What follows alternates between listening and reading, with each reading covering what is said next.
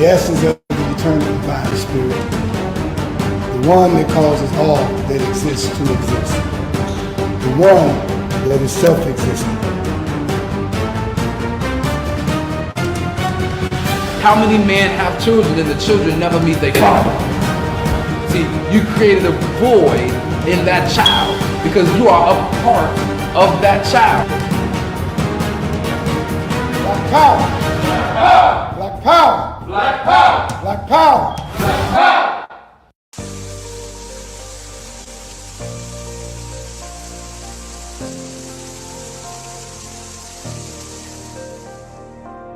Are you feeling fatigued and can barely make it through the day without some type of caffeine? Are you on a journey of healing your body but need a little help? Then alkaline water is what you really need. Alkaline water has many benefits. Alkaline water can help restore pH balance in the body. Consuming beverages such as soda and coffee can make your body acidic. Did you know that too much acid in your body has been linked to an internet, heart disease, obesity, diabetes, autoimmune disease, chronic pain, and other chronic conditions like gout and arthritis? Those who use alkaline water have reported increased energy levels, clearer skin, reduction in inflammation, better digestion, and many other health benefits. I've used alkaline water for years, and it's been instrumental in sustaining my health when I was diagnosed with sarcoidosis. Are you ready to take responsibility for your body's health? If the answer is yes, then our alkaline water is just what you need. Bring your own bottles. It's only $3 for each gallon. To place an order or for more information, you can reach us at 773-846-3091. Thank you in advance for your support.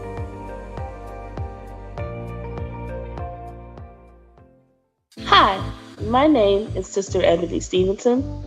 I am your announcer for today. Welcome to the Toma Nation's weekly Sunday worship service from 12 p.m. to 2 p.m. every Sunday at 616 East 71st Street here in Chicago, Illinois, and also live on Facebook. If you would like more information, you can reach us at www.facebook.com/TomaNation2 or give us a call at 773-952-8302. Now I am going to recite our opening. In the name of the eternal divine spirit, the one that causes all that exists to exist, the one that is self-existent, the one who directs the sunships of millions and trillions of years, and the one who made time the seed of the universe, known among the ancient Kemites or Egyptians as Amun-Ra and Aton, among the Hebrews as Ansal, Yahweh, and Elohim, among the Christians as Lord, God, and Jehovah, among the Muslims and Islamic world as Allah, the one God, among the Rastafarians as Jahi, Rastafari, among the Yoruba tribes of West Africa as Omari, Eshu, and many other Orisha names. I bear witness that all of these names refer to the same one, Almighty Spirit, and it is to that essence which I give reverence and to whom I submit. I boldly proclaim that we, the descendants of those black men and women who survived the transatlantic slave trade, are the Lost 13 tribe, born in North America, and are of a Nubian Kemetic lineage. I further proclaim that the blood of all the nations of the earth flows through our veins. I greet you in the ancient but holy words of peace, Hotep, Shalom, Assalamu Alaikum, Habaragani, Alafia, and Ashe. Now I am going to recite the 13 points of what we believe and know. Number 1. We believe and know that we are not to repeat the mistakes of the past prophets and messengers of the Almighty Creator of the heavens and earth. Number 2. We believe and know that we can only establish an economic base through the application of the knowledge of self and the incorporation of the ideologies of the Honorable Marcus Garvey, the Honorable Elijah Muhammad, Mahatma Gandhi, and Ben Ami. Number 3. We believe and know that the prophets and messengers of the Holy Bible, the Holy Quran, and the Kemetic Holy Books were all black. Number 4, we believe and know that Jesus Christ of 2,000 years was and is a black man. Number 5, we believe and know that the knowledge of the Almighty Creator goes beyond books written by the prophets and messengers of the Almighty Creator. Number 6, we believe and know that in order to promote and coordinate unity, we must first recognize and accept the uniqueness of being able to worship our Creator, regardless of religious denomination, name, title, ritual, particular dress, or holy book, as long as it recognizes the Almighty Creator of the heavens, earth, and the universe as supreme. Number 7, we believe and know that it is impossible to tell the truth without exposing the wicked governments of the world. Number 8, we believe and know that the United States government, in collaboration with other European nations, have a denial objective to exterminate dark-skinned people of color off the earth through the act of genocide. Number 9, we believe and know that some of the most effective methods that are being used today are AIDS, birth control, alcohol and drug abuse, vaccinations, gang and domestic violence, systematic elimination of trauma centers, the public school system, and public aid within the black communities of America and the world. Number 10, we believe and know that the last trick that Satan is playing on us is the dividing of us by our religious differences, religious gangbanging. Number 11, we believe and know that the conflict between the various religions are comparable to the conflict between various street gangs within the inner cities of America. Number 12, we believe and know that the war on drugs and gangs is a diabolical plot to disarm the black community of weapons, break up the black family, withdraw our constitutional rights, also kill and incarcerate young black males under the undercover code name April 2029. And number 13, we believe and know that every letter, shape, sound, and numerical value contains esoteric information that completely transcends the specific contextual meaning of the word. Our purpose: to bring about the growth of a righteous community in accordance with the laws of the Creator of the universe, under the leadership and guidance of Brother Minister Rahim Quasad Aton, to provide solutions to the social and economic ills that plague the communities of urban America. Our goal: to re-educate and retrain youth and young adults to develop positive moral values as an alternative to delinquent behaviors, because you can't rebuild a community and not rebuild the minds of the residents of the community to meet the responsibilities of maintaining the community's image. Our mission: to enhance the economic development of our communities by establishing businesses, real and personal properties, thereby creating jobs and/or entrepreneurship training programs that will reverse the concept of leaving the community to buying back the community. Our motto: let your light so shine before men that they shall see your good works and glorify your Father which is in heaven. Matthew 5:16. Now we're going to recite our salute to the red, black, and green flag. Everyone put your right fist in the air and repeat after me. Here's to this flag of mine, the red, black, and green. Hopes in its future bright, Africa has seen. Here's to the red of it, great nations shall know of it. In time to come, red blood shall flow of it. Historians shall write of it, this flag of mine. Here's to the black of it, 400 million's back of it, whose destiny depends on it. The red, black, and green of it, old flag of mine. Here's to the green of it, young men and women shall dream of it, face shots and shells for it, maidens shall sing of it, waving so high. Here's to the whole of it, colors bright and pole of it, pleased is my soul with it, regardless of what is told of it. Thanks to God for giving it, this great flag of mine. Please keep your right fist raised high in the air as we sing our Black National Anthem.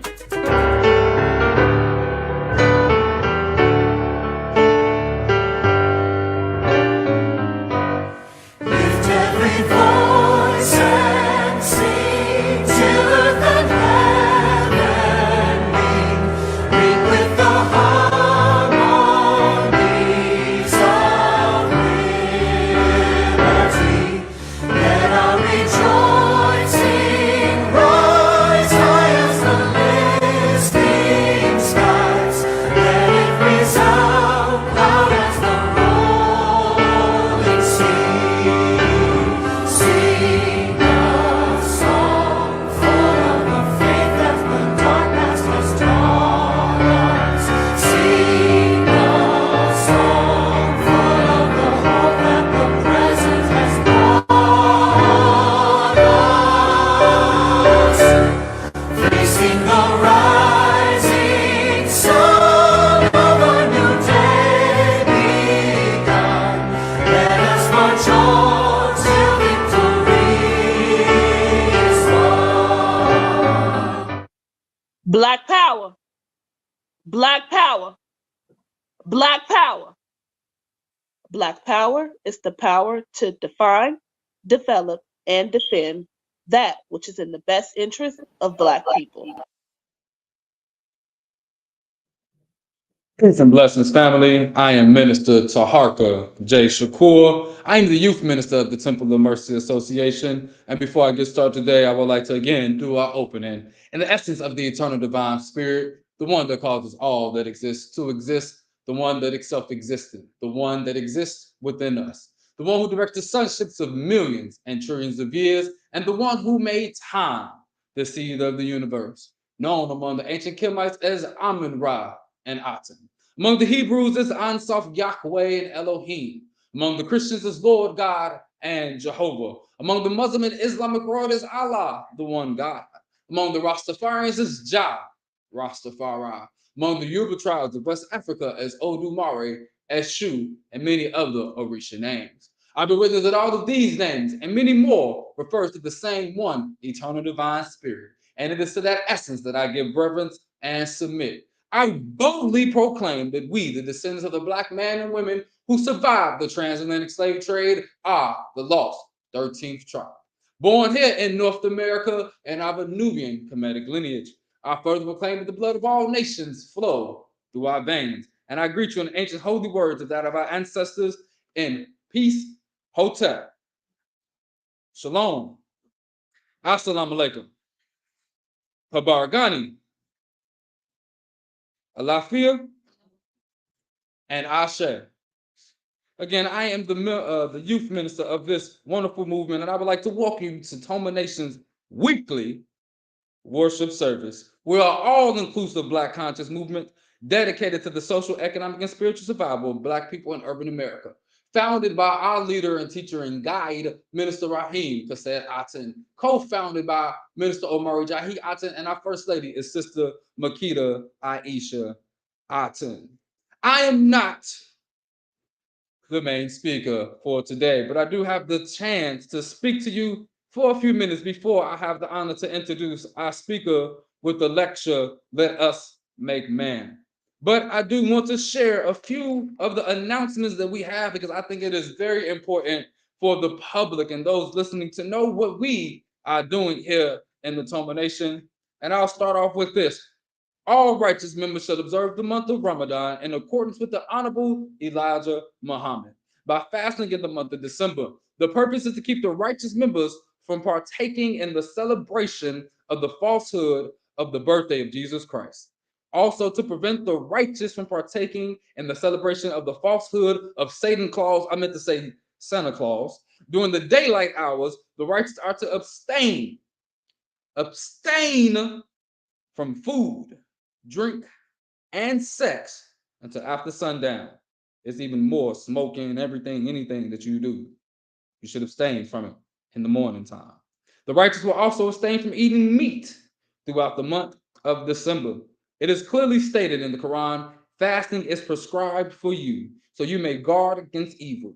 In the book, Islam, the Religion of Humanity by Maulana Ali, he states that fasting also means refraining from any kind of evil.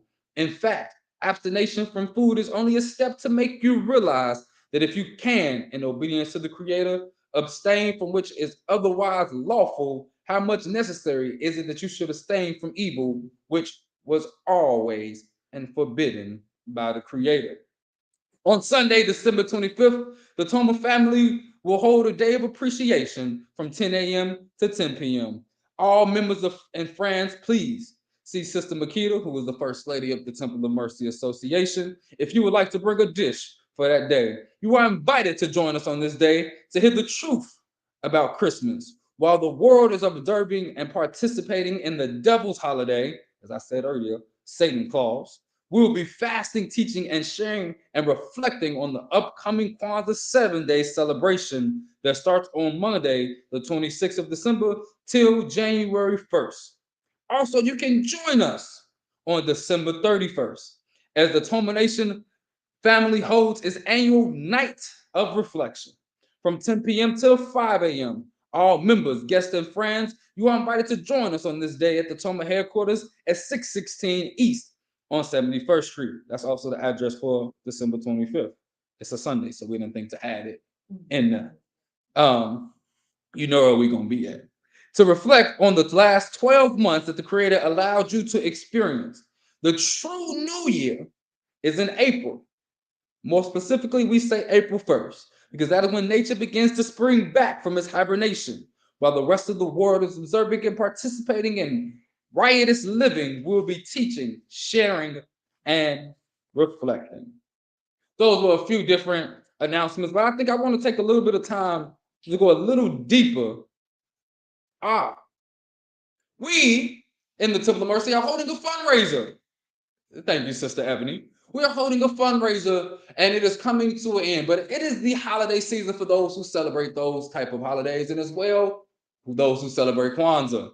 We are having a cheesecake fundraiser. The details are all over our Toma Nation page, but we would like to have all of our orders submitted by December 8th. If you want to get a cheesecake for your family, your friends, or even for yourself, please reach out to us. You can message us right on our Toma Nation page. If you're looking for this on YouTube, our information to get in contact is there as well, so you can get your order in. The cakes will be sent to us to be delivered out on the 19th of December. On the 18th, I thought it was the 18th. I wanted to say 18th. The 18th, the orders will be here, and so we can start shipping them out and deliver them to you, or you can come pick them up from us.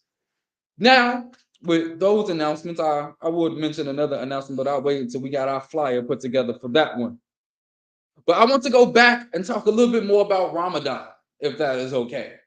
Ramadan denotes that the use of excessive energy. It means burning. Ramadan means burning. For 30 days from sunrise to sunset, our body is making demands on us from within and from without. But our heart is saying no. To please Allah, the Muslim will not drink, eat food, watch television, engage in sports, go shopping for pleasure, such as shopping for shoes, etc. The Muslims / the righteous will not do any of these things for his own pleasure. Married people will not engage in sexual activity during the daylight hours during this fast. The more oppressive and opposing the environment is towards righteousness, the more determination the believer must have in order to complete the fasting during Ramadan. The human being is a creature of influence, and as such, it is very easy for him to come under the influence of anything that he gives himself to. Without conscious thought, a man can become obsessed with the idea of fasting. Fasting without sensible guidelines and intelligent, rational goals can lead to an obsessive behavior. The Muslim righteous must strive harder during this month to combat evil influence. It is during this month to combat evil influence. It is during this month Allah has promised the believers greater blessings for his efforts than he would normally receive. It takes maximum effort, especially in America, to complete the fast. The temptations to commit sin in America are greater than any other place on earth. I will pause from reading because I want to just talk a little bit about just fasting in general. As we know, the lecture for today is Let Us Make Man Again. We have to understand that man have been led astray today. And one of the closest ways and one of the best ways for us to get back in alignment with the true creator, with the divine within ourselves, is to remove a lot of the distractions. And so when people think of and hear fasting, they think it's just from food. They don't understand that it has to be I like how Ramadan says a burning, but a casting away of all things that don't benefit you. And when I say that, I say there's a lot of people we need to fast from. There's a lot of things that we watch on TV we need to fast from. There are a lot of things that we engage ourselves in that we need to fast from. Some of us need to fast from speaking because the words that come out of our mouth are not beneficial to those around us. See, when we start to do that, we start to then hear an internal voice inside of our head that has been silent for so long, that has been ignored for so long. But when we fast, we begin to hear it again. One thing that the minister suggests in the Temple of Mercy is we're fasting to do some type of spiritual studying, to be filling yourself up with spiritual food in that time. Have a spiritual conversation with somebody. Listen to some spiritual tapes. Listen to, I know right now we have the Ava Muhammad tape that a few of us are continuing to listen to, and it talks about rebellion, and we know how powerful Sister Ava was. Or go listen to some Farrakhan lectures, or if you got a real preacher to go listen to, like what's one of my favorite preachers to listen to, Ike, Reverend Ike, or Miles Morales. Go get you some spiritual food.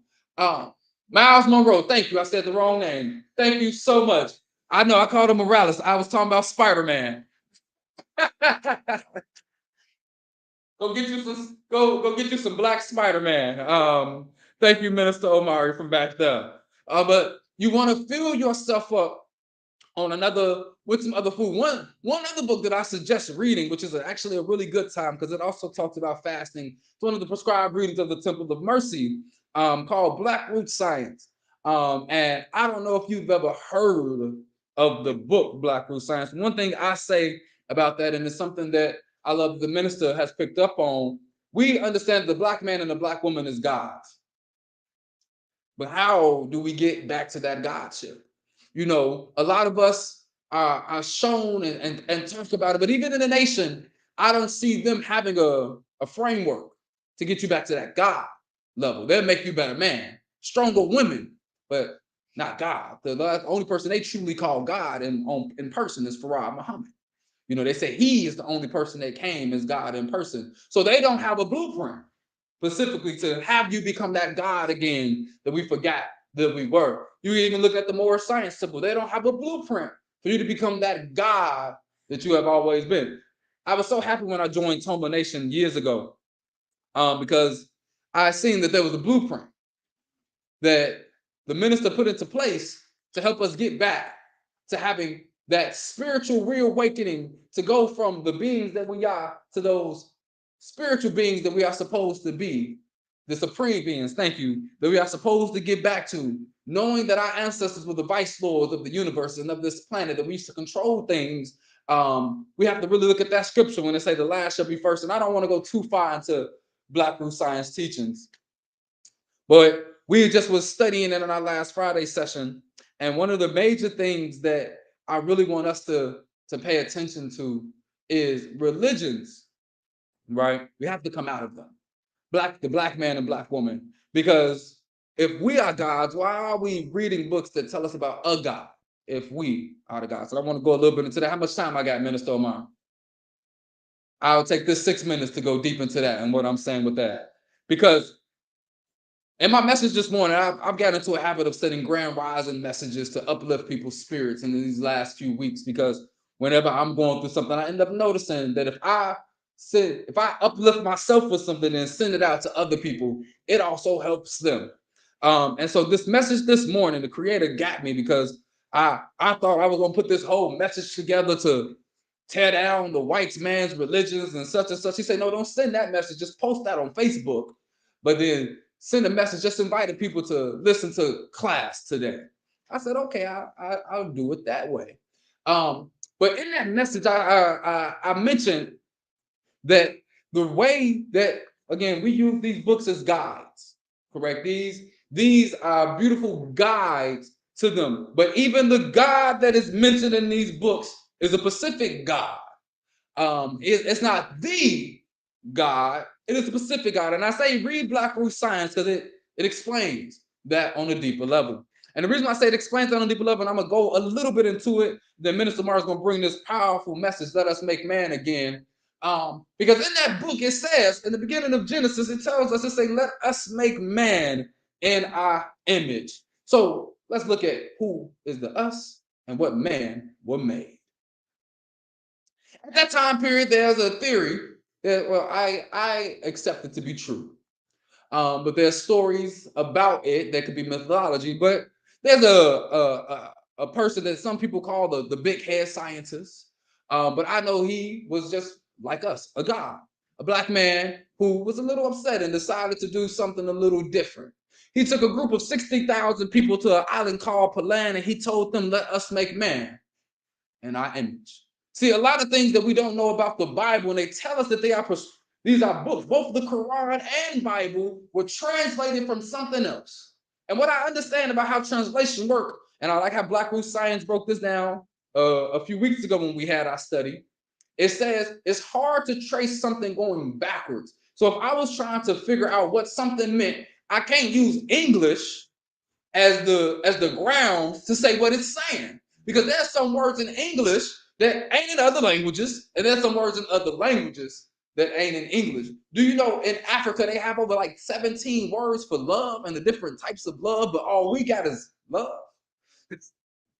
So they might have had something in those books, and a lot of these stories that we have, I don't take nothing from any of the people in these books existing, but some of the stories that I put on them don't exist, or they were misinterpreted. So, for example, there's a story again about let us make man in our image. You think that's the creator that created the universe, because it tells you he made the heavens and the earth and all of this. And then he said, let us make man. But they told you that man was made on the third day. So wait a second. Let's look at that. If man was made on like the third or fourth day, who was made when they said, let us make man in our image then? What happened? And I like using the Bible for this because I'm going to do it in the way that it talks about one day being 1,000 years. So we're going to use that level. So if on day one, in the first 1,000 years, he created the heaven, the earth, and made light happen. In the next 1,000 years, I'm going to do it in the temple. We're going to make every one day 10 trillion years, because it say in Black Root Science, it say we've been here for 70 trillion years and only been dealing with them for 6,000 years. So the first 10 trillion years, we lived in darkness and decided that we needed some light. The next 10 trillion years, we was like, oh, let's put some other life on this planet. 3rd trillion years, like, oh, let's make us some more bodies and create more generations here. After all that took place, a few trillion years later, somebody was born and was like, hey, I see how we are. Now let's make another man to rule them. Because another thing people ignore, what controls this world is the Catholic Church, the Jewish religion, different religions. But what did the Bible tell you? That Satan has dominion over earth. So really, who is in control? Is God in control? Are these religions in the world, thank you, are these religions in the world actually giving reverence to even the God that created them?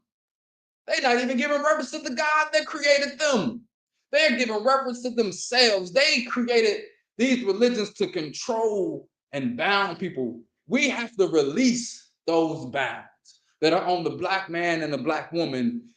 There's powerful studies in learning who Yahweh is. There's powerful studies in even understanding the story of Yaqub.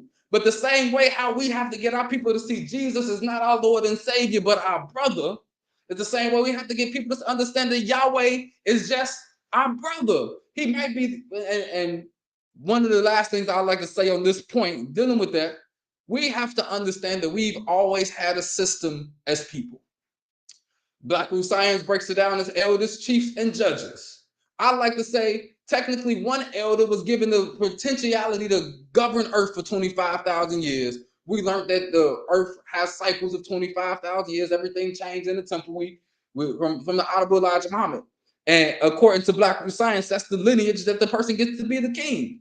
So Yahweh just happens to be the king of this 25,000 year cycle. But that doesn't make him our God. he's still our brother. The same way if my brother I don't have a brother, but if I had a brother and he was the king or something, he the king, but he's still my brother.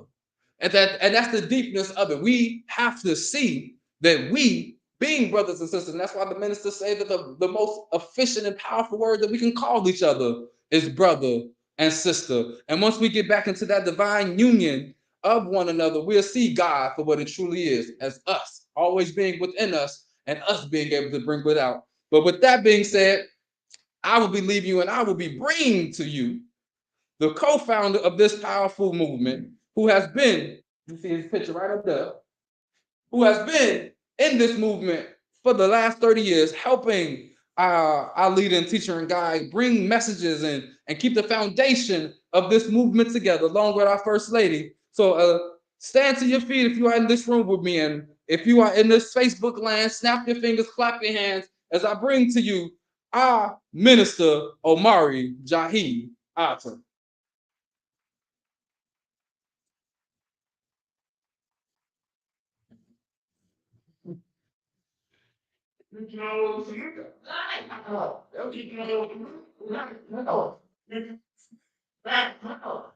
All right, please be seated.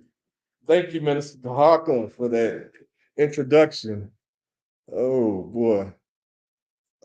Since the opening has already been established, protocol is in place, I'm going to get right into it because I know we don't have a whole lot of time. Again, welcome to the Temple of Mercy Association. This is a house dedicated to the observance of God. I am the co-founder of this great movement. My name is Minister Omari Jahi Aton, and along with our founder, Minister Rahim Kasset Aton, and our First Lady, Sister Makita Aisha Aton, we have nurtured and grown this great movement to what it is today for like Minister Taharka said, for the past 30 some odd years. The title of my lecture today is Let Us Make Man Again. Man was already made once,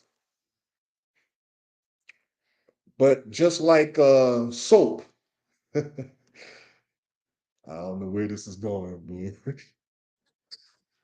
just like soap, today they have what they call new and improved.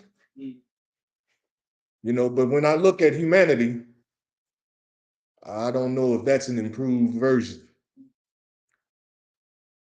So I think that we have to understand what it is to make a man. And when I say man, please understand that I mean man and woman, because that's how God created us as one. And he called us both man.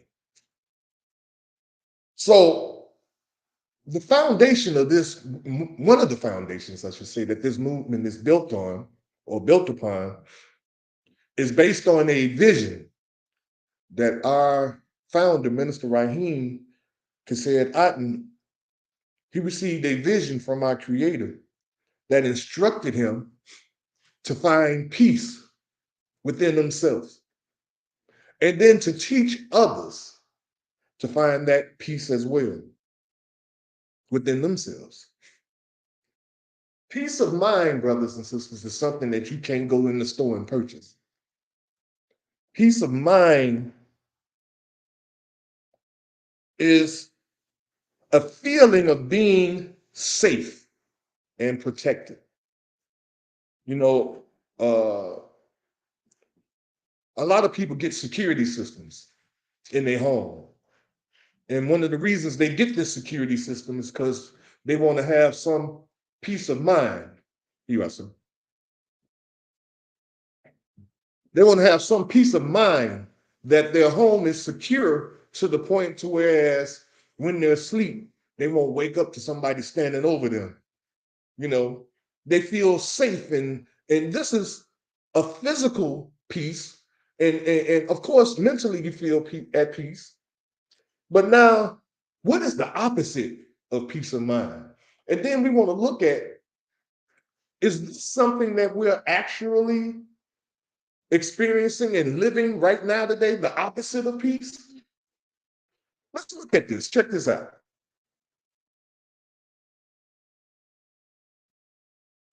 The opposite of having peace of mind would be a feeling of being conflicted. We feeling conflicted today? We fighting good and evil today? The conflict going back and forth. 1 minute, I got an angel on my shoulder, and the next minute the devil is working. I ain't speaking outside now. I'm talking within. The internal angel, the internal devils that we are conflicted with, and then we have to deal with every day. But a lot of us don't even really pay attention to the fact that we are fighting a war and wonder why we call this a warship service. We are at war. But some people probably be like, man, people over there at Toma is crazy. We ain't at war. I beg to differ, brothers and sisters. We are at war. We are fighting within ourselves to be good when evil is so easy to be. You know, the opposite of peace is also being at war, being in distress, being agitated, being irritated. Are we experiencing this today, brothers and sisters? And if we are, then I can understand now why the Creator gave our leader, teacher, and guide a vision of finding peace within. That peace of mind that gives you that feeling of safety, that feeling of being protected. We can't even let our kids go outside and play because we don't feel at peace. We don't feel safe doing that. So how did we get this way, brothers and sisters? How did we get here? The Creator gave me something, and we're going to talk on it a little bit later. It's called reverse engineering. It's a word that's been out forever. White people use it all the time. Probably other ethnic groups, the Japanese, Chinese. For some reason, we as Black people, we don't really. Well, I can't say we never heard of it, but we never had a reason to use it. Probably because we didn't know what it really was. But we're going to go into that in a little bit. But the main reason for us being like this is in the Holy Bible.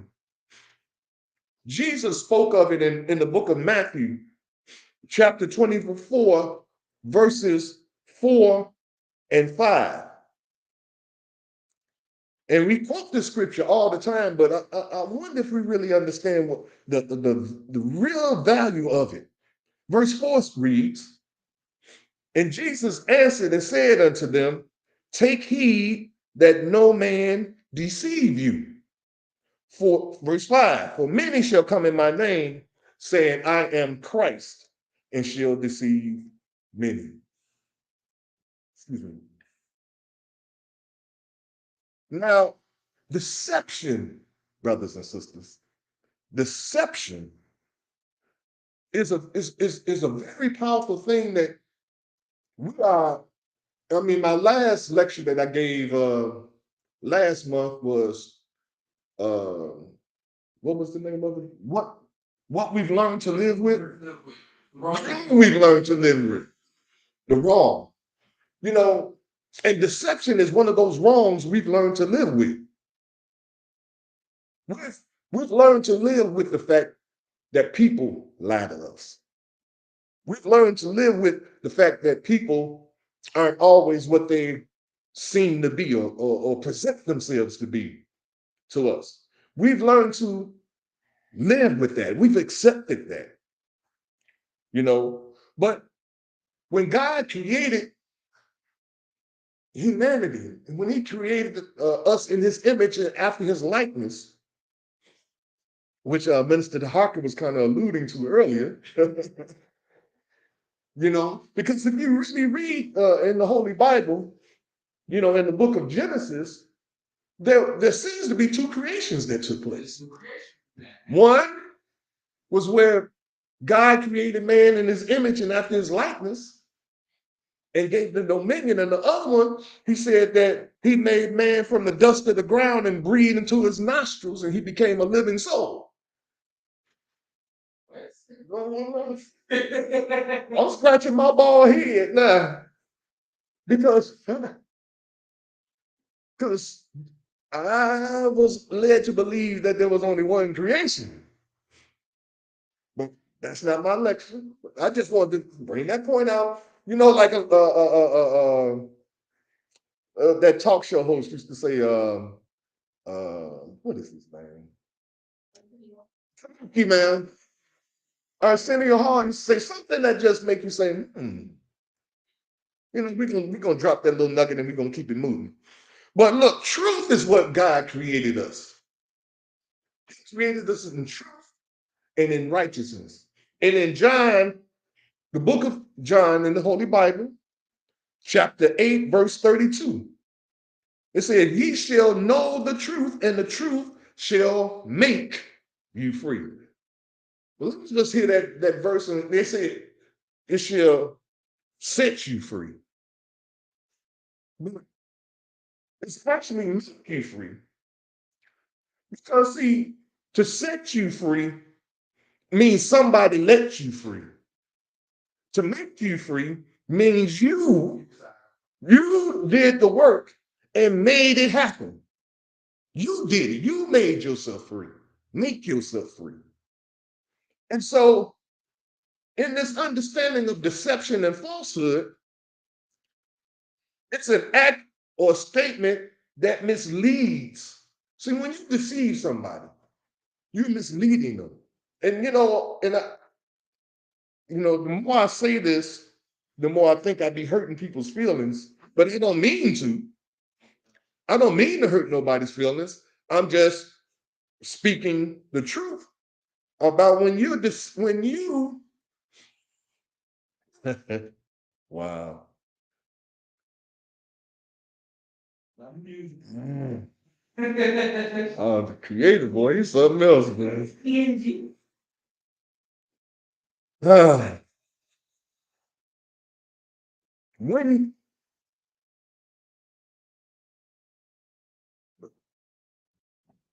when you decide that you want to improve your appearance in some way by putting a sock in your pants or padding a bra,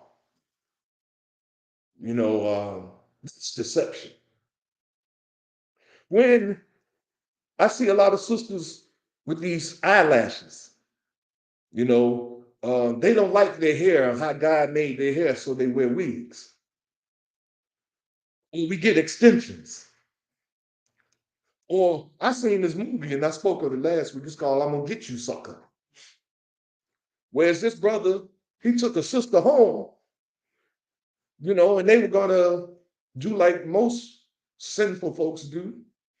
They was finna get busy. And the sister went in the bedroom and while she was taking her clothes off, she took her arm off, she took her butt off, she took one of her breasts off, and she had a false eye. Now, I'm sure this brother didn't think that's what he was getting when he brought her home. So my point is that when you mislead people, when you hide the truth or promote a belief or a concept or an idea that is not true, it is often done for personal gain. You know, you say everybody wants to feel loved. Everybody wants to feel beautiful, or the word they're using for it now is sexy. But beauty and sex, even though they're kind of making them interchangeable today, they have nothing to do with each other. Beauty, even we've been taught, or we're being taught, I should say, that beauty is an outward expression. You know, You have beautiful eyes, you have beautiful hair, you have beautiful skin, you know, you have a beautiful shape. All these outward exterior things, when in all actuality, beauty is an inward thing. You have a beautiful spirit. You have a beautiful personality. You see what I'm saying? This is where beauty really lies. But because we live in a satanic world, and I proved that the last time I spoke. Y'all go back and look at the video. The wrong we've learned to live with. Look at that video. We've we've been duped into believing that wrong is right and right is wrong. And so it's okay to mislead and hide the truth from people because everybody else is doing it. It's okay. But you have to understand, beloved, that God created us in truth. That means it's truth that drives us as spiritual human beings. Truth, not falsehood. So this, the deception is also involved dealing with propaganda. You know, during the election year, you know, this is like election year. There's a lot of propaganda going around. You know, they were saying all this stuff about Pritzker. They were saying all this stuff about Lightfoot. They say stuff about everybody. You know, they call it campaigning, but it's really mudslinging, you know, and propaganda. What is really propaganda? Propaganda is only information that people give out to give you an impression of a person that may or may not really be true. You know, during the time of Hitler, he used to spread propaganda about the Jews. And he would say that if you let a Jew move into your neighborhood, that the grass would stop growing. Wow, does that sound familiar? Somebody said the same thing about Negroes. You let them Negroes move on your block, the grass don't stop growing. What else did they say? Well, Hitler said rats and roaches would follow them. And you have rats and roaches in your community. Did we hear that about Black people? Yeah. I wonder, the same people that were wrongly done by Hitler now is using Hitler's tactics on somebody else. Propaganda. Using this information, or misinformation, I should call it, to paint a picture of a people or a race of people. Now, the Creator just put this in my head, and I'm just going here with it. I have a belief that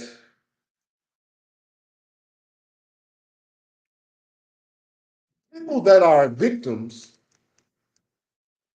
of abuse,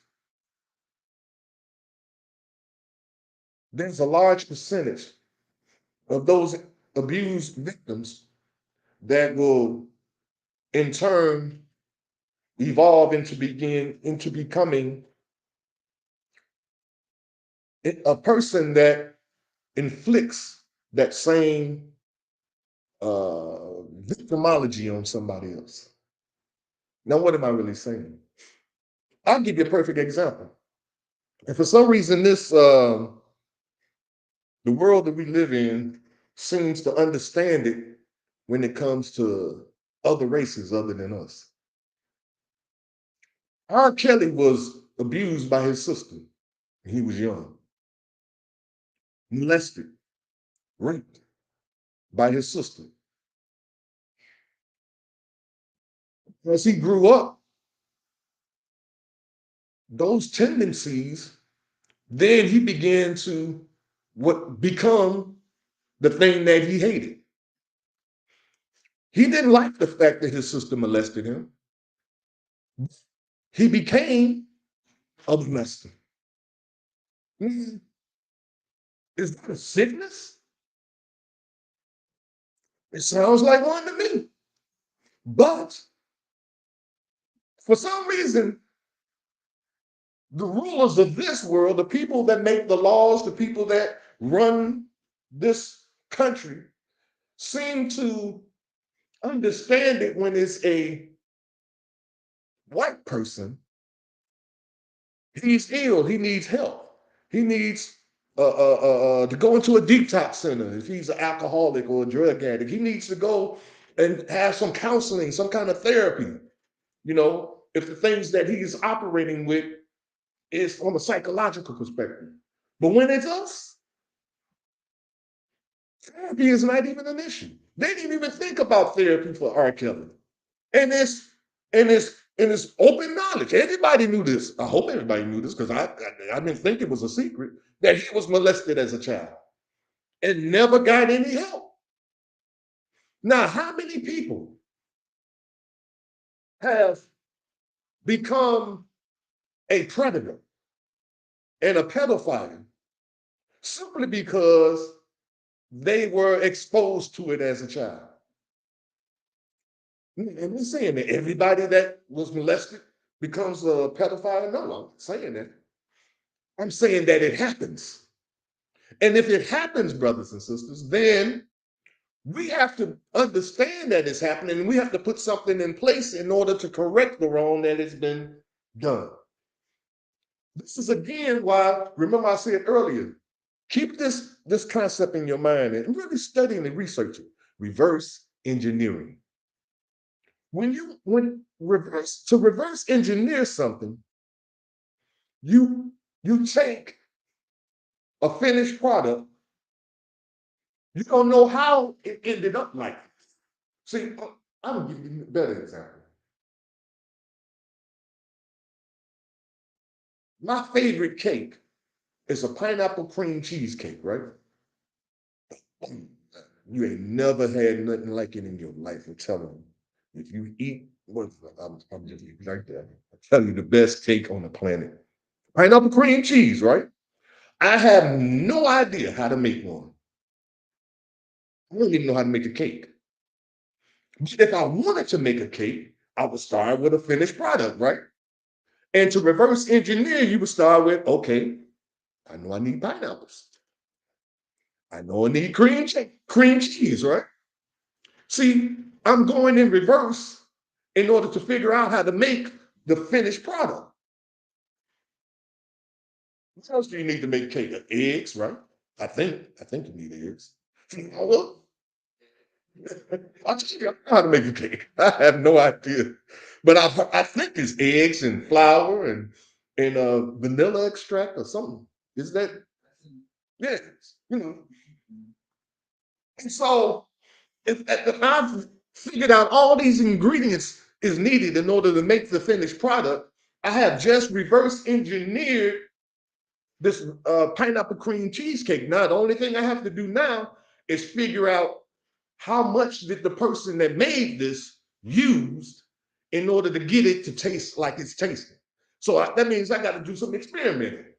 I might make 10 of these things before I actually get the right balance of pineapples or the right balance of the cream cheese or the right balance of eggs. All that stuff has to be taken into consideration. So if I'm reverse engineering pain, if I'm reverse engineering fear, we've already started with the end product, which is a person that's damaged because of pain. So to reverse engineer it, I know I left off the paper, Evan. I'm sorry. I can't help it, but this is what came up. To reverse engineer fear, you have to then look at all the ingredients that made up the fear. Seeing people get shot, hearing gunshots, I mean, there's so many things that go into fear. Being abused, uh, being beat up in school when you were young, having your lunch money taken.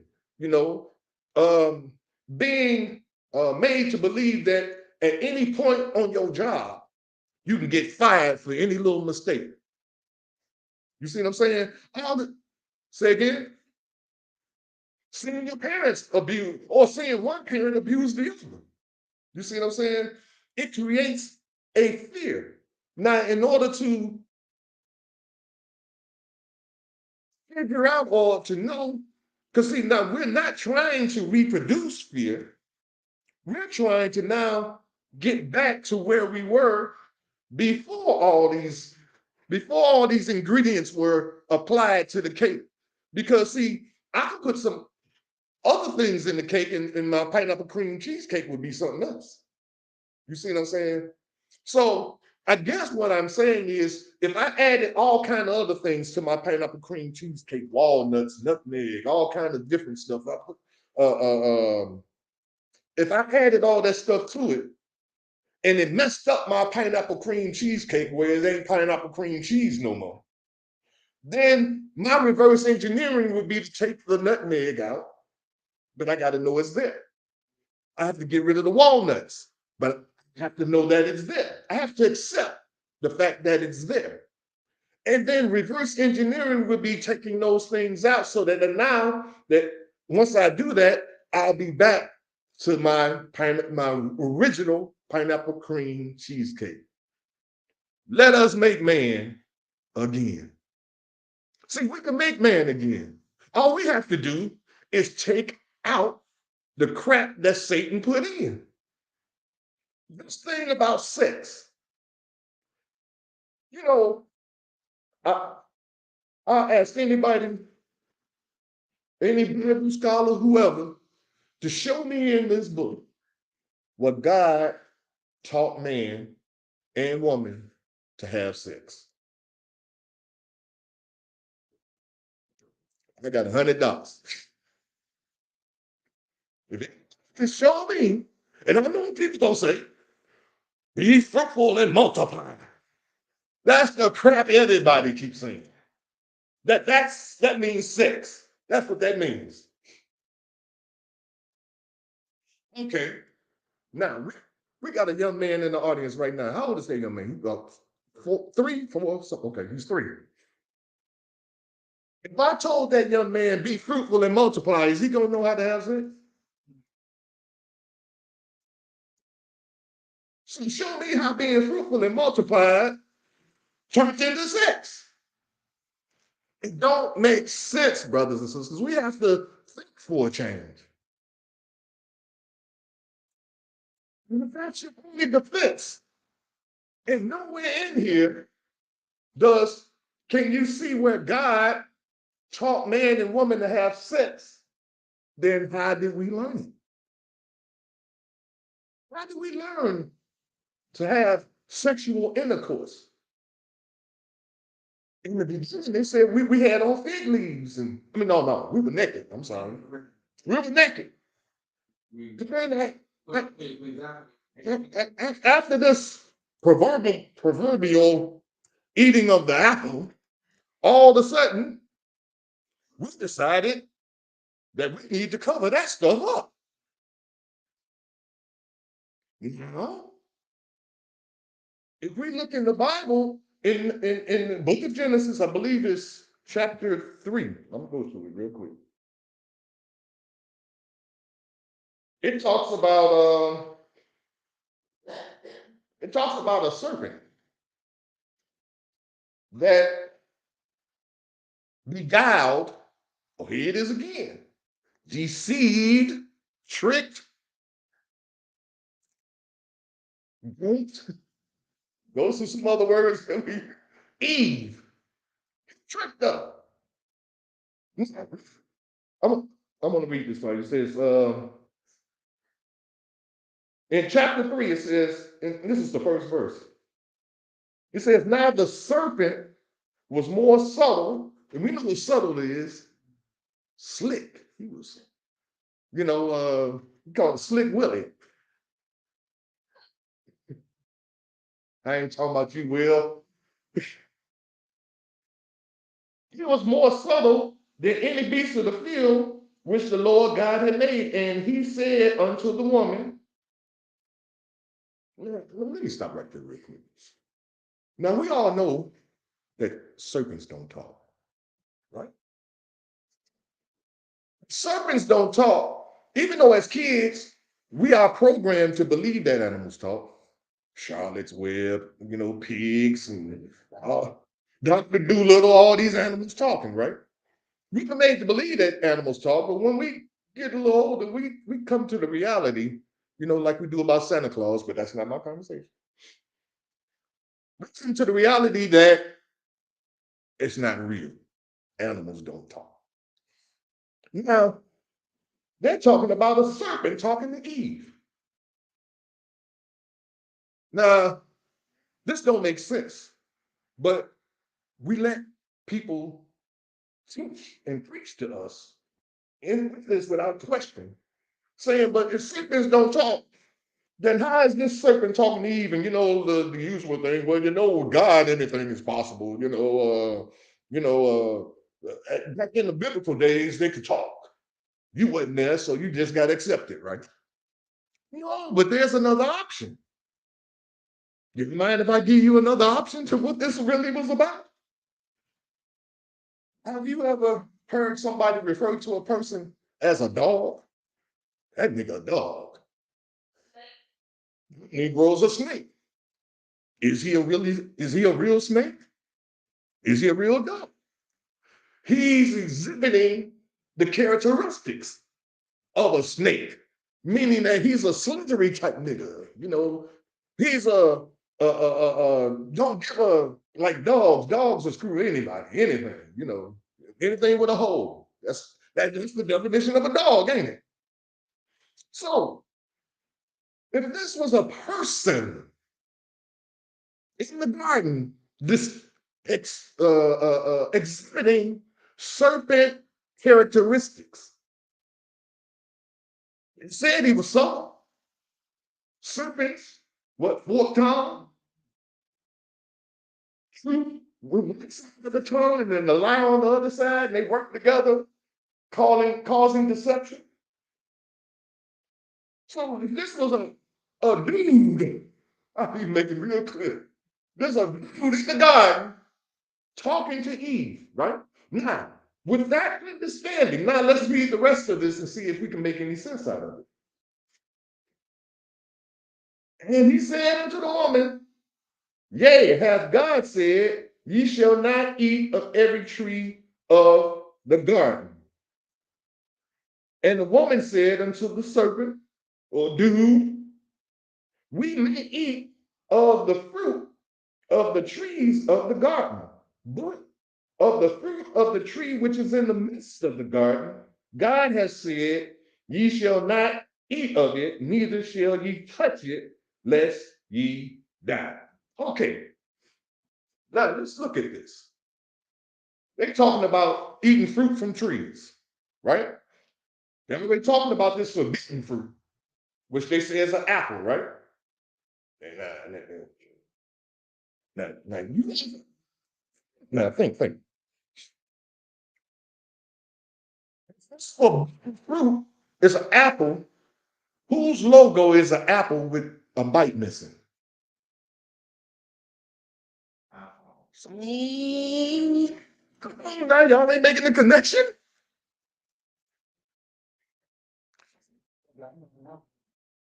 What organization, company, whatever, their logo is an apple. There's nothing wrong with having an apple as a logo, but why is there a bite out of it? The forbidden fruit was something that apples, so they said, it was an apple that they bit, that was bitten from, and it was forbidden, right?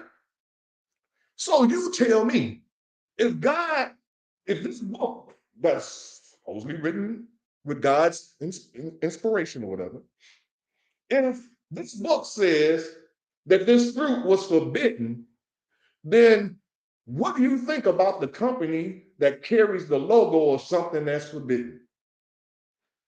And it's $1 billion corporation. I'm not surprised. This is already Satan's world. Why not have his corporation? Oh, did I just say Apple was Satan's corporation?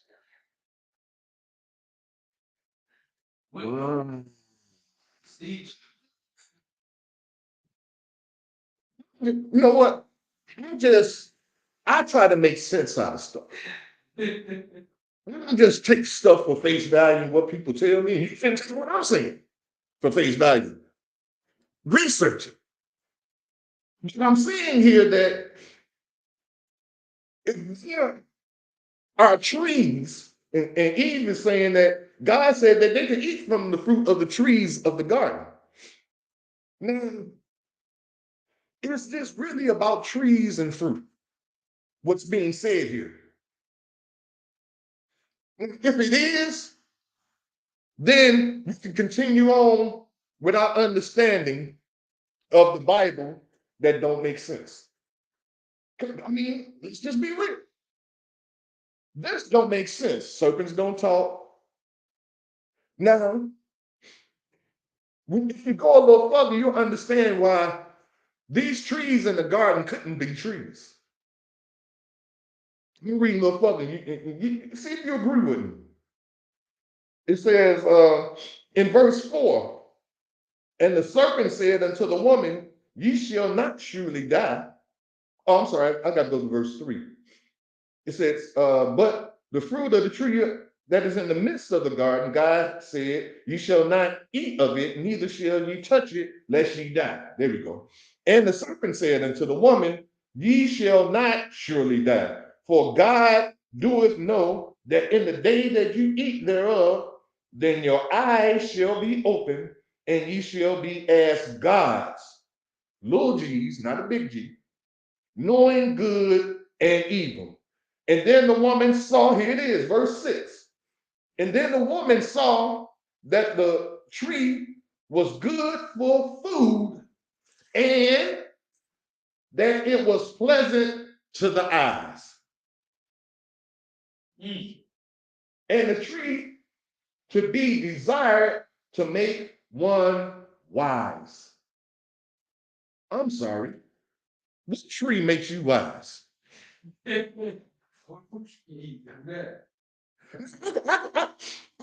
can go with, because some people are into plants and stuff like that. Oh, it's a beautiful tree. It's pretty. Oh, it's a handsome tree. It's a beautiful tree.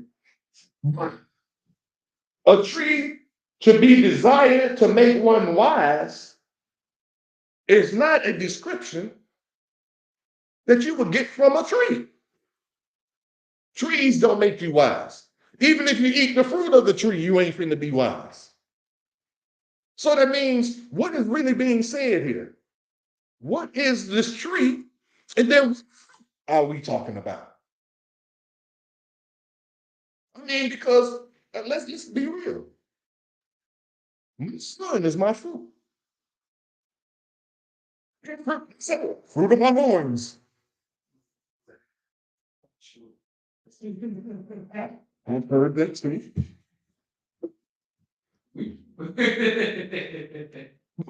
Check this out. It's fruit.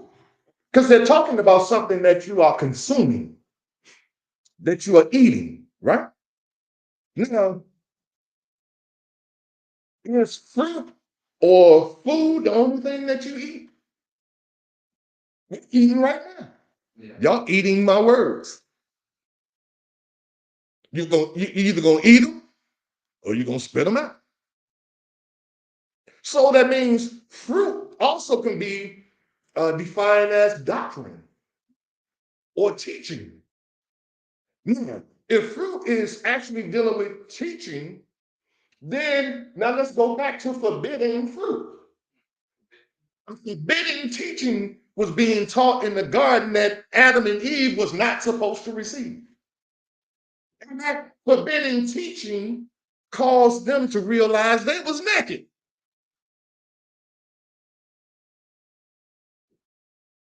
We know what the forbidden teaching was, don't we? It's right after it. Here come Cain and Abel.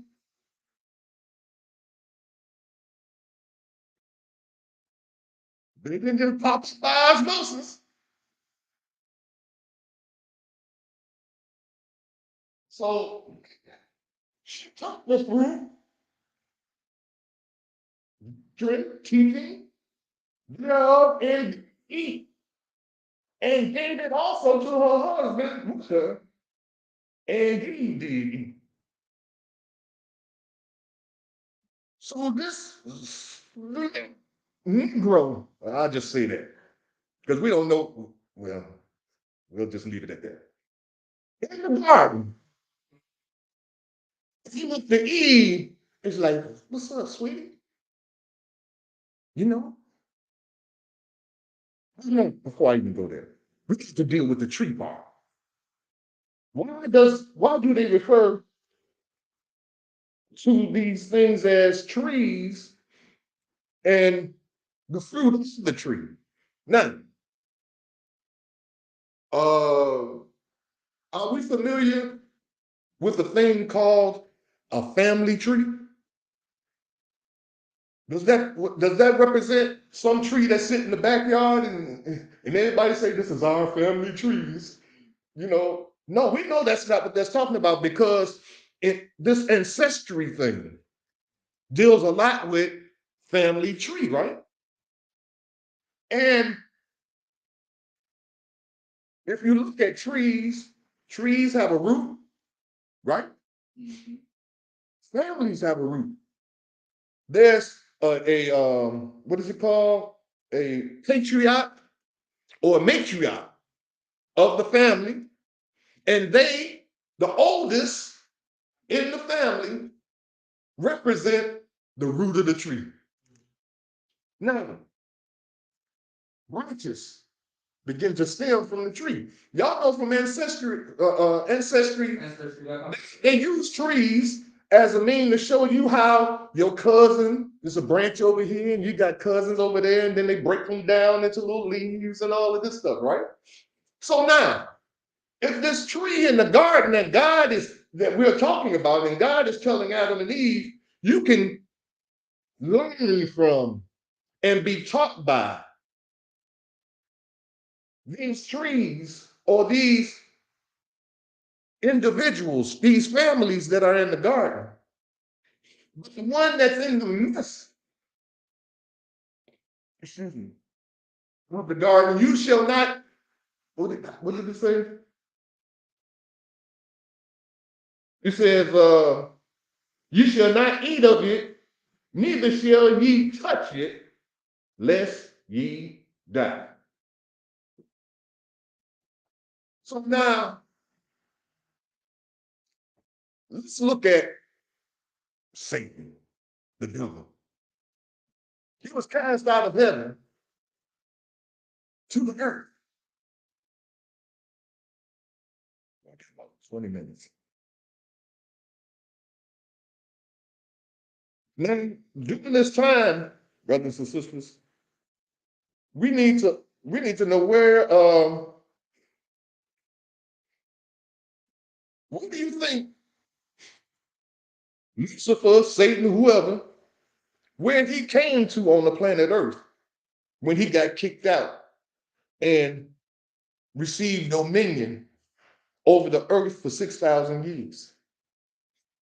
And I know some people gonna question me. That go back to my lecture. I explain it.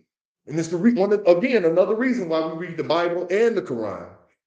Because in the Quran, it tells us the story about what happened in heaven, which caused Lucifer to get kicked out, whereas the Bible don't tell you that story. It just says a war took place in heaven, and a third of the angels got kicked out with Lucifer. That's all you get out of the Bible. But the Quran goes into why.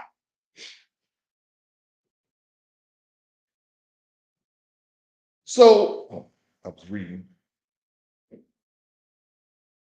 In this tree, in the midst of the garden, because understand something. Like a bike wheel, we've all seen bike wheels, right? It's round. and it has spokes, right? And all these spokes in the wheel are connected to the center. There's a center point in the wheel that if you did not have that center point, the wheel would not be able to keep its round form because it's all focused on the center of attention, the center, the leader. The leader is at the center. So that if Satan was cast out of heaven and he's on the earth, and in the Quran, I got to read this real quick so that you all can understand that I'm not making this up. Where is this in the Quran? I think it's in Surah 7.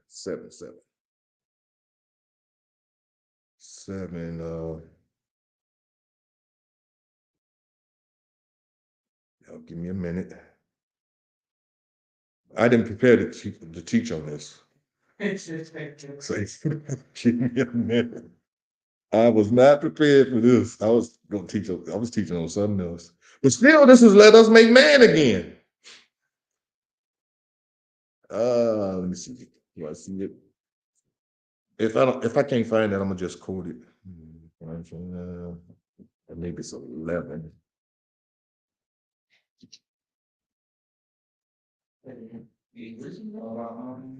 It might be 2. Wait a minute. I think it might be in 2. But anyway, I'm gonna just go ahead and quote it because, and I wish I could read it.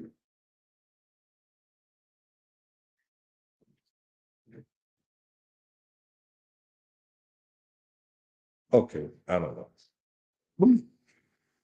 The Quran teaches us that in heaven, God commanded all of the angels to bow down to Adam. And all the angels bow down except Iblis or Lucifer, whatever you want to call him. He refused to bow down. And then God asked Iblis. Iblis is the Arabic name again for Lucifer. And he asked Lucifer, why did you not bow down when I commanded you? Is it chapter 7? Beautiful. Thank you. I figured it was in 7. Sorry, right at 11. Surely you created you. Okay. There we go. All right. So good. I'm glad you found this. I almost don't think I'm making this up. Chapter 7, Surah 7, verse 11. It said, it is we who created you and gave you shape. Then we bade the angels bow down to Adam, and they bowed down. Not so Iblis. He refused to be of those who bowed down. Allah God said, what prevented thee from bowing down when I commanded thee? And he says, I am better than he. Thou did create me from fire and him from clay. Allah God says, get thee down from this. It is not for thee to be arrogant here. Get out. Thou art of the manifest of thou art of the meanest of creatures. He said, now this is Iblis or Lucifer saying now, on his way out the door. Now God giving him the boot, right? On his way out, he says, give me respite to the day they are raised up. Respite meaning time. Give me time, God. Okay, you putting me out, but give me time until the day you raise them up, which is an indication that until we are raised up, we are going to be low. Which is where we are. The bottom of the bottom, right? Which is another indication of who God's people are. He says, give me respite till the day they are raised up. And Allah God said, but be thou amongst those who have respite. So that means he gave him time. And he said, because thou hast thrown me out of the way. Lo, I will lie in wait for them on the straight way. Then I will assault them from before them and behind them, from their right and their left. For wilt thou find in most of them gratitude for thy mercies. So Lucifer's saying, okay, you put me out, but give me time. Give me time before you raise them up. And I will promise you that I'm going to lay in wait for them in the straight way, in the righteous way. What place on the planet Earth was more righteous than the garden? So what's Lucifer saying? I'm going to wait in the garden for them. And I will attack them. That's the word he used. He didn't say approach. He said attack them. And you will find most of them not grateful for the mercies that you have shown them. So, what am I saying? That Lucifer was in the garden.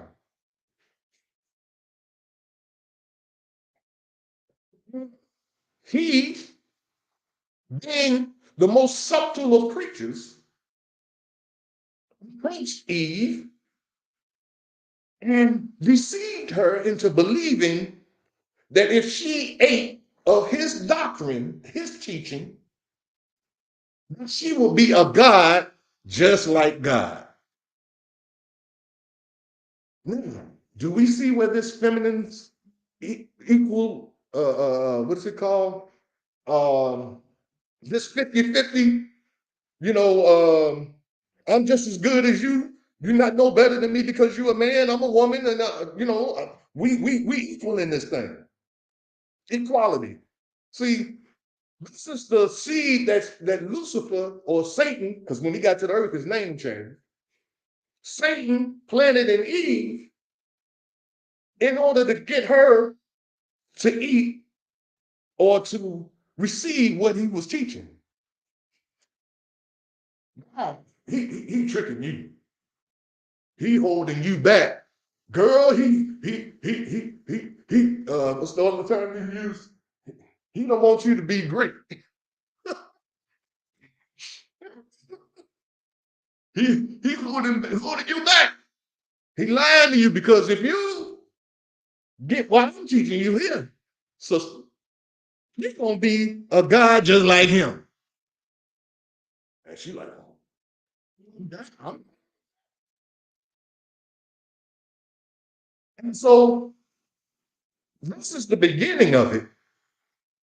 And we now everything from that point all the way up into now is us adding walnuts and pecans and everything else to our to my pineapple cream cheese cake. We added all this crap to my pineapple cheesecake now, and there ain't a pineapple cheesecake no more. We even say we can even agree to say that black people are almost I ain't gonna say almost. We're more white than white people. More European than the European, right? So now, how do we get back to our greatness? We keep saying it. We're going to get back to our once greatness, when we were in the Nile, in the ancient kingdom and all that stuff. That teaching is good. Can't use ancient Kim today with niggas. Niggas don't know nothing about ancient Kim. But we need to understand how a nigga was created. See, this is why my lecture today is let us make man again. Because I'm tired of niggas.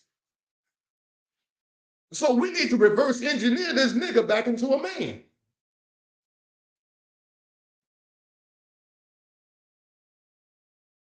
Can't do that unless we have to accept the realities that Satan has added all these different ingredients to us. Spite, hate, jealousy, envy, lust, desire. All of these things were added to us. When we were in the garden, originally before, when we were naked, those things were not present with us. We were taught these things. We were taught to kill by the white man. Some people say, the white man never opened up a school to teach people how to kill. Yes, he did. He called it the army, the military. And he teaches us to kill. Man, I'm way off this paper. How much? Oh, I ain't got no time. I only got 5 minutes. Well, there's one point I want to make before we get out of here. Because, see, in the temple and even with God, marriage, see, Adam and Eve, well, I ain't going to go there. I'll just say this. Marriage is the recipe that begins the process of creating the black family, or the God-fearing black family. I'll put it like that. Marriage, not shacking up. Now, shacking up begins the process of creating the satanic black family. Y'all feeling it? 3 more? I got 3 minutes. Oh, yeah. Shacking up does that. Because, see, there's no responsibility. There's no, I've got to hang in here for the long haul mentality kind of thinking. You know, I even noticed this, that back in the days when we were black men and black women and we were getting married, our families were much larger. 10, 15 kids. You see what I'm saying? Now, what I'm going to tell you now is to show you why it's not like that anymore. Check this out. Did you know that before you got married, you had to have a blood test? Back in the day, they used to make you, before you can get a marriage license, you had to have a blood test. And I don't know when they stopped it, but they didn't create a law saying that you can't do it. They just said you can get married and you ain't got to. So that means, you already know how we are. If I ain't got to do it, I ain't gonna do it. What was the reason why we were asked to get a blood test before we got married? Check this out. Let me read a little story that I found online. It's pretty interesting. It says back in the day, it took a blood test. The names I'm just using in this article is Jack and Jill. Okay, it took it took a blood test for Jack and Jill, to save their marriage. The couple who got married in 2016 battled childlessness, which mounted a lot of pressure on them, especially Jill. Jill stated how she experienced miscarriages anytime she got pregnant for the first 2 years of their marriage. She said each time the miscarriage occurred, she was depressed. Understandably so, being a would-be mother would feel sad about pregnancy loss. The situation continued until mid-2018 when Jill and her husband relocated to another town. I ain't gonna go into all that and skip that part of where they relocated to and everything. Okay, now when they got to this other town,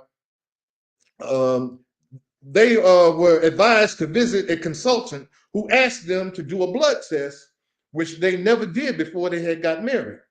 There was it was one health clinic where they came from. So after that, when they got to this place, they went to a clinic. But after the blood test, it was revealed that the couple's blood type was incompatible. Because while Jack had A positive blood type and Jill was B negative blood type, medical experts explain why the blood type of the couple is a serious issue, especially when planning a family. So, what's that saying? Because of their incompatibility of their blood, she was having miscarriages. Now, if I'm trying to stunt the growth of your race, then miscarriage is a good thing for me. And so if I tell you you ain't got to get a blood test when you get married, you think you're doing good because you're getting married. By not having that blood test to recognize whether your blood types are compatible, you are putting yourself in a position where you can have problems raising a family, or the woman will have problems. Zero, I'm out of time. Where the woman will have problems having children, and that will cause problems in the relationship, and that's why we have a lot of the challenges that we're having today, financial, and the fact that sex, and I'm gonna continue this, but it just ain't gonna be today. But why all of these things play a part in why we are in the condition that we're in, and we have to know all this stuff so that we know now what to do. We know one thing that we can do to reverse engineer this thing before we have sex. Get a blood test. I leave you as I greeted you in the ancient beget holy words of peace. Hotep, shalom, assalamu alaikum, habaragani, alafia, and Ashe. Peace. In the essence of the eternal divine spirit, the one that causes all that exists to exist, the one that is self-existent. How many men have children and the children never meet their father? See, you created a void in that child because you are a part of that child. Black power. I'm back. Wow, that was a wonderful lecture from Minister Omari. Wow, let us make man again. I kind of try to remind him every time he starts speaking that when we appear at the podium, we never stay on the paper. I've never seen Minister Raheem ever get past the first page of something he wrote up. But with that being said, thank you for all who have enjoyed this stream. If you enjoyed what you heard, first and foremost, come and join us here at 616 East 71st Street each and every Sunday. As well, donate to our movement. Donate to our movement. You can Cash App us or go to Givelify, but our Cash App is simply # Toma Nation to support. We just ask for you to support us, join us, and thank you for listening. And come and always help what God gives to us to deliver unto you. And let us continue to make man again. Peace. In the essence of the eternal divine spirit, the one that causes all that exists to exist, the one that is self-existent. How many men have children and the children never meet their father? See, you created a void in that child because you are a part of that child. Black power!